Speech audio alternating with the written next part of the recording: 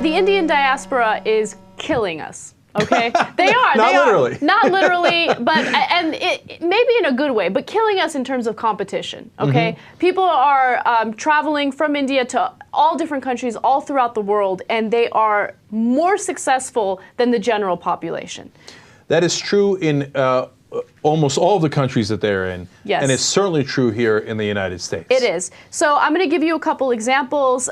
Put up the graphic. It's Indians versus general population in the United States. Just to give you an example of how much they're better in terms of education and employment.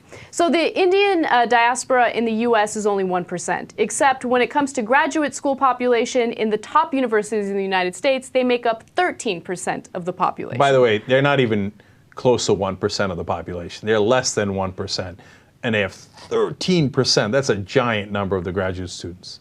In the United States, 67% of Indians have bachelor's degrees. Now compare that to 28% of the general population in the United States. Beating you with a whooping stick. The average household income for Indians is $90,000, whereas the average household income for the general population in the U.S. is $50,000. That is a giant, giant difference. Supposed to do, you take them out of the office and hit them with a stick a couple times. They will do. Okay. Now, look, we're giving you those numbers, one, because they're true, and it's a news story.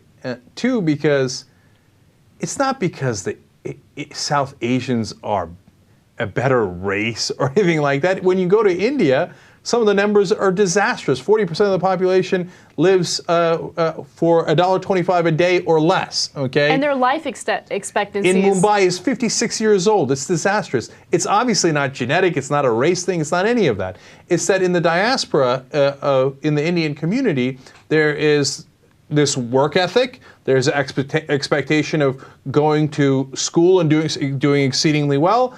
And then what they have actually above even other Asians is they're more willing to start their own businesses, right? More initiative, et cetera. It's a great combination. It's a great cultural combination that they have going, and that's why they have success. So what I'm saying is the rest of us should all learn from that, right? So if a culture does something right, that's awesome. We should, adapt that and have everybody do it, right? So Asians should be more willing, other Asians should be more willing to start their own businesses, as an example, right?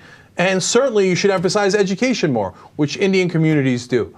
And the list goes on. And you see the proof is in the pudding. 50,000 versus 90,000. As an average, they're nearly doubling the average. That's unbelievable.